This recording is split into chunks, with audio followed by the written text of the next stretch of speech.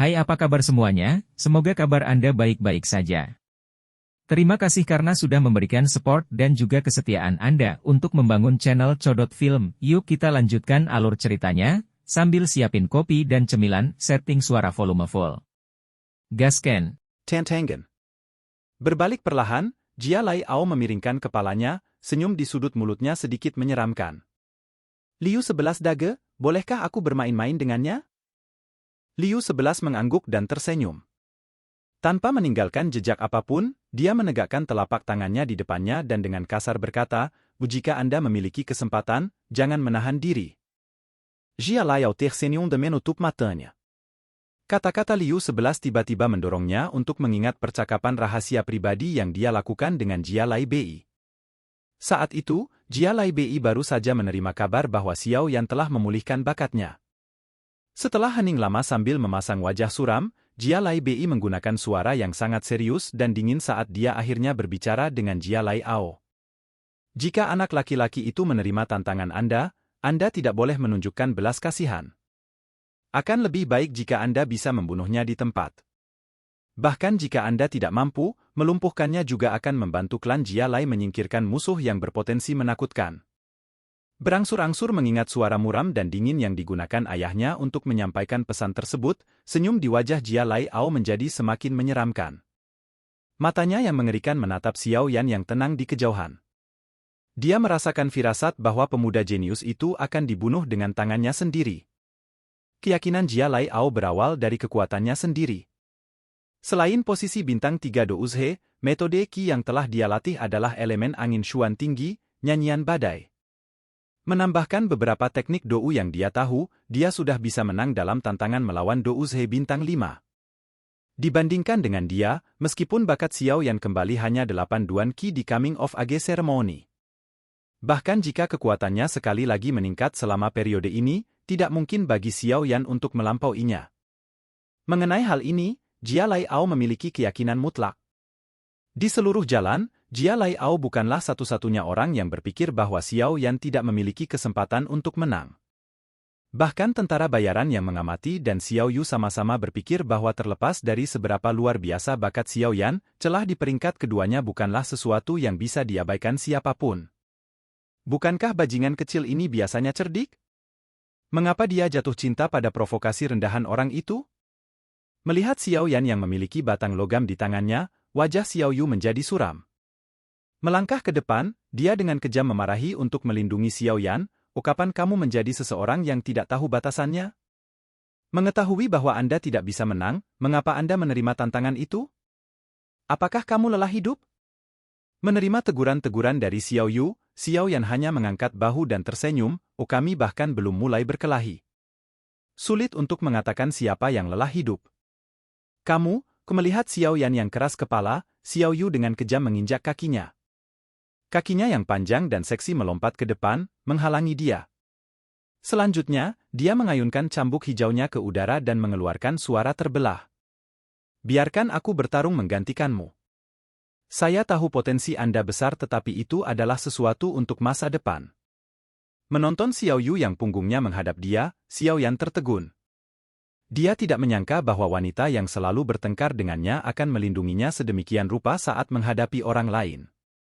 Dia menggosok kepalanya, tidak bisa mengeluarkan kepala atau ekor darinya. Setelah itu, dia menyapu pandangannya dari punggung Xiao Yu ke pinggangnya yang ramping, pantatnya yang indah dan akhirnya mendarat dengan sepasang kaki panjang yang sempurna dan seksi. Agak terkejut dengan garis sempurna wanita liar ini, Xiao Yan menampar bibirnya dan dengan cepat mengalihkan pandangannya sebelum pemilik tubuh menemukannya. Kepalanya mencondongkan badan ke depan. Jika dilihat dari kejauhan, dia tampak meletakkan dagunya di bahu Xiao Yu. Saat itu, bukankah kamu ingin seseorang memukuliku sampai mati? Suara nafas di samping telinganya menyebabkan tubuh Xiao Yu langsung tegang. Ujung telinganya yang halus dengan cepat tertutup oleh rona merah muda. Sesaat kemudian, dia menarik napas dalam-dalam dan berbicara dengan suara acuh tak acuh yang menyembunyikan rasa menggigil yang sulit dilihat. Kamu harus memahami dengan jelas nilai yang kamu miliki bagi klan. Oleh karena itu, Anda tidak dapat menerima tantangan apapun sesuka Anda. Sebagai Biaojie milikmu, aku berhak melindungimu dari bahaya. Argumen yang aneh. Xiao Yan hanya bisa menggaruk kepalanya tanpa daya. Lepaskan. Saya akan menyelesaikan masalah saya sendiri. Sebagai seorang wanita, Anda harus menyingkir. Menyelesaikan kalimat, dia dengan keras mengencangkan cengkeramannya pada batang logam dan membalikkan tubuhnya ke satu sisi, melewati Xiao Yu yang telah memblokirnya. Melangkah dari tanah, dia tiba-tiba bergegas menuju Jia Lai Ao yang tidak sabar. Melihat tindakan Xiao Yan, Xiao Yu menjadi cemas. Saat dia hendak memukul mundur Xiao Yan dengan cambuk panjangnya, suara jelas seorang wanita muda membuatnya terdiam. Oh Xiao Yu Biao Jie, percayalah pada Xiao Yan Gege. Dia bukan orang yang terburu nafsu. Jika dia tidak memiliki kepercayaan diri, dia tidak akan secara proaktif memprovokasi orang lain. Sunar, berbalik Xiao Yu melihat Sunar yang tersenyum, Xiao Yu tertegun. Yang bisa dia lakukan hanyalah mengangguk dan mendesah. Tangannya, bagaimanapun, terus mencengkeram cambuk panjangnya dengan erat. Hehe, bajingan kecil, aku akan membuatmu menyesali tindakan bodohmu hari ini. Menatap Xiao Yan, yang bergegas membawa batang logam, Jia Lai Ao tertawa dingin.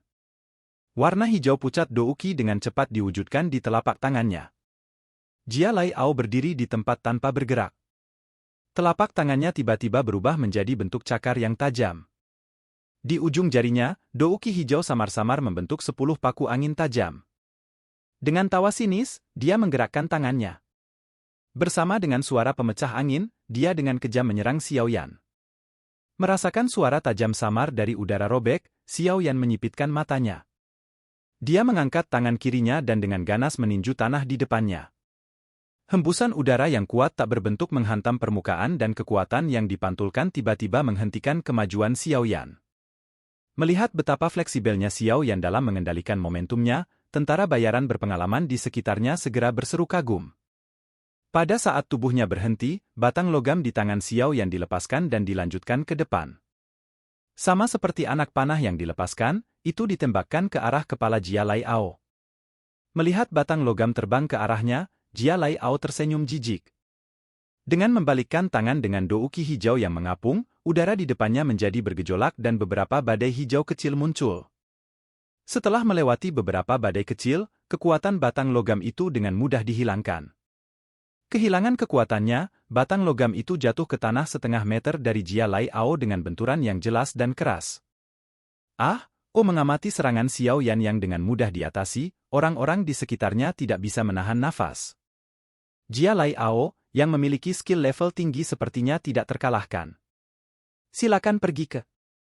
Oke guys, jangan lupa like, comment, share, and subscribe di channel Codot Film. See you next video, peace out and bye-bye.